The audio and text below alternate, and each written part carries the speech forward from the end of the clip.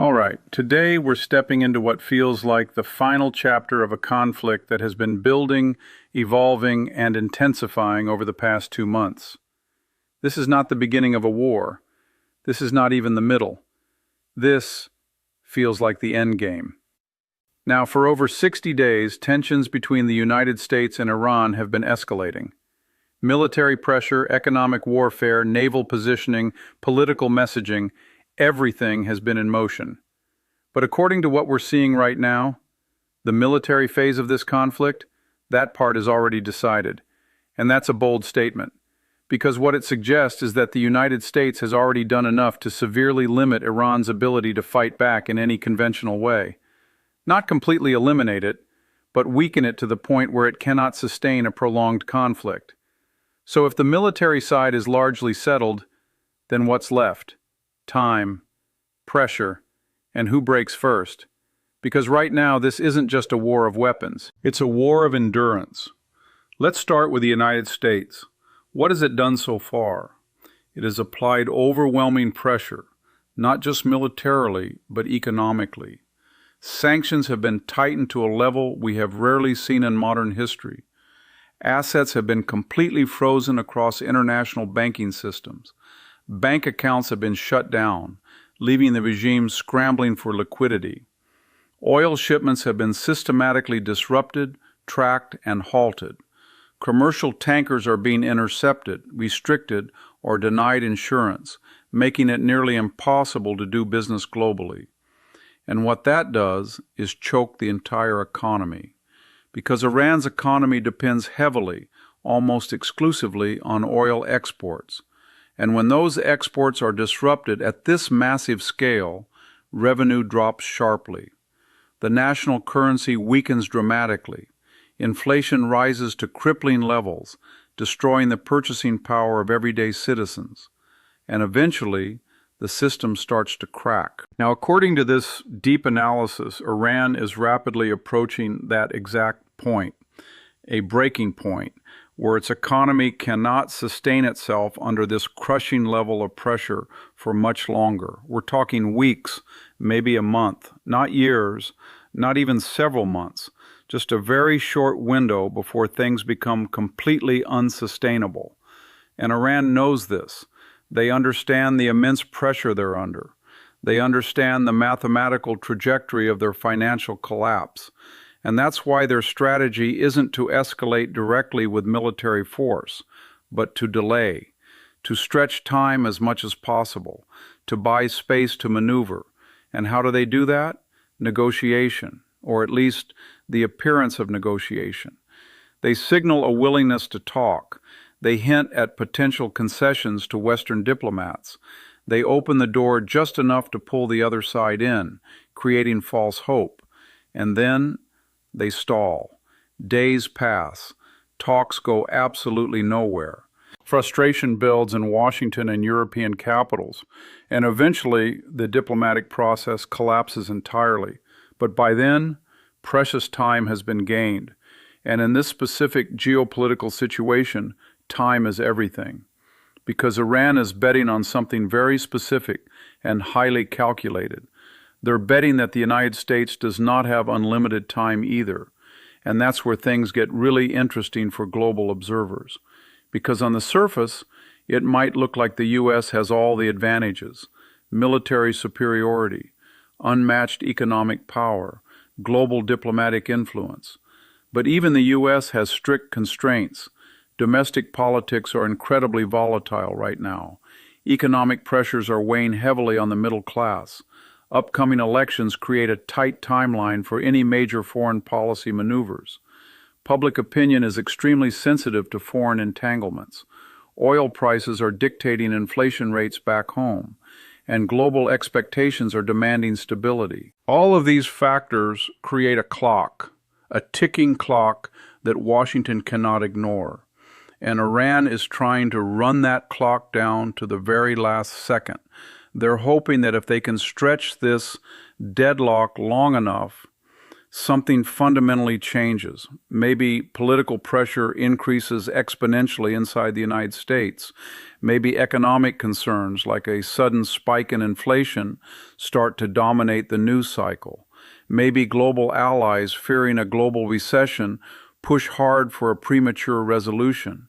Maybe global oil prices spike unexpectedly and force a sudden shift in strategy. Whatever it is, they're waiting. They're waiting for the exact moment where the pressure on the U.S. becomes too much to handle, and the U.S. is forced to compromise on its core demands. But here's the problem with that strategy. The United States sees this exact playbook, and it's not playing along anymore.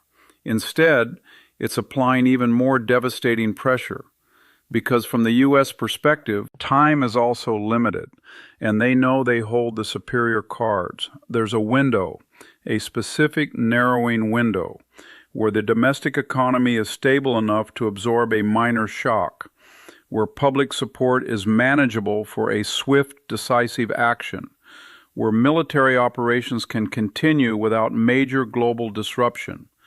And within that specific window, decisions have to be made by leadership. Actions have to be taken on the ground. Results have to be achieved and secured.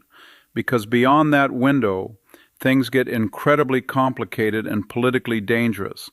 So now you have two sides, both under extreme time pressure, both trying to outlast the other in a massive game of geopolitical chicken, both absolutely refusing to give in, and that creates a standoff, a very dangerous, globally significant standoff.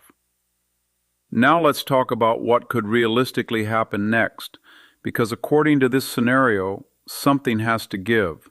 Within weeks, not months, weeks. And the most likely trigger point for this entire global crisis, the Strait of Hormuz, this incredibly narrow waterway, once again becomes the focal point of the entire world, because it's not just strategic for the region, it's essential for the survival of the global economy.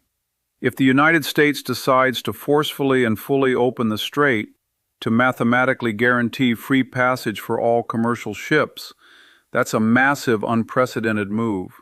That's a loud, undeniable statement. That says, we're taking absolute control of the situation right now. And if that happens, Iran will respond. They have to respond. Because if they don't, they lose all remaining leverage. They lose regional influence. They lose the ability to control the narrative within their own borders.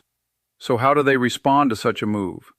Not with a full-scale direct war, but with targeted asymmetric actions, relentless harassment, fast attack boats aggressively approaching commercial and military ships, sudden missile launches intended to intimidate, attempts to violently disrupt commercial maritime traffic, maybe even covert strikes on regional oil infrastructure of neighboring allies, not necessarily to win a military engagement, but to create immense pressure, to raise the financial stakes for everyone involved, to force a chaotic reaction.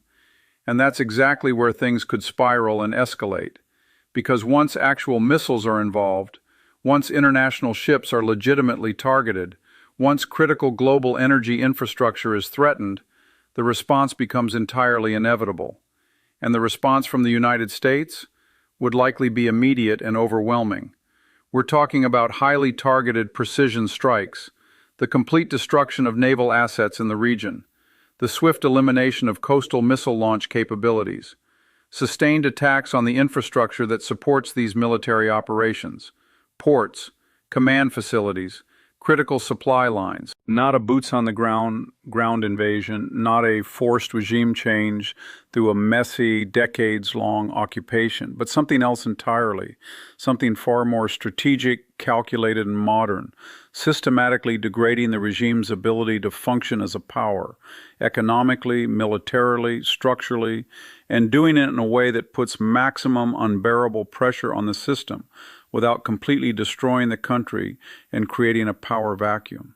Because the ultimate goal here is not just a blind military victory, it's absolute control of the final outcome. Now here's where it gets even more complex for everyone watching, because despite all this intense pressure, Despite all this brewing conflict, there are hard limits. There are red lines that neither side genuinely wants to cross. For example, the United States does not want a full-scale chaotic regional war. That would be astronomically costly, completely unpredictable, and potentially long-lasting, draining resources from other global priorities. Iran does not want total economic and structural collapse, because that would immediately threaten the survival of the regime itself from within. So both sides are pushing hard, but carefully calculating every single move, aggressively posturing, but with acute awareness of the catastrophic risks, and that creates a very tense, fragile balance of power. Now let's talk about the underlying objectives, because this entire conflict is not a random series of events. The United States has extremely clear, non-negotiable goals. Prevent Iran from developing nuclear weapons at all costs. Stop its rapidly advancing ballistic missile programs. Severely limit its ability to fund and support proxy groups like Hezbollah, the Houthis, and Hamas, and permanently end any attacks on American personnel or assets. These are not small, superficial objectives. These are foundational to the global security architecture, because achieving them would fundamentally and permanently change Iran's role in the region. But here's the massive challenge.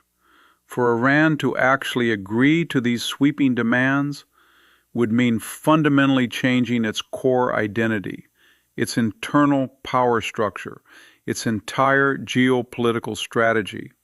And that's not something regimes do easily or willingly, especially not under the threat of external pressure. So what we're currently seeing is deeply calculated resistance, sophisticated delay tactics, strategic deceptive messaging, and an absolute refusal to concede on these core existential issues. Because for Iran, this is not just about political survival, it's about their ideological identity. Now let's fast forward and look at the immediate future. Imagine the next 2 to 4 critical weeks. Tension increases daily. Naval presence in the Gulf grows to unprecedented levels. Pressure builds to a boiling point. And then, a single moment, a forced decision, a sudden action. Something happens that irreversibly breaks the deadlock. Maybe it's the U.S. forcefully opening the Strait of Hormuz. Maybe it's an unpredictable Iranian response that goes too far. Maybe it's an accidental incident in the dead of night.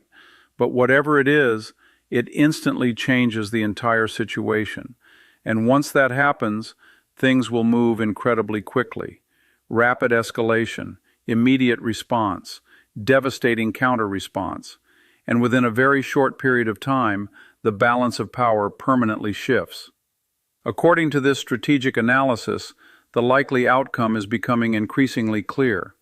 The United States uses its massive asymmetric advantage, applies overwhelming targeted force exactly where necessary, and effectively ends Iran's ability to sustain any meaningful conflict, not by heavily occupying cities, not by invading across borders, but by surgically dismantling key, irreplaceable capabilities. And after that final phase, a global reset. Oil flows resume normally through the Gulf. Global financial markets stabilize after the shock. Suffocating economic pressure slowly begins to ease, and the entire global system adjusts to a new reality. But getting there is not going to be smooth. It's not going to be calm.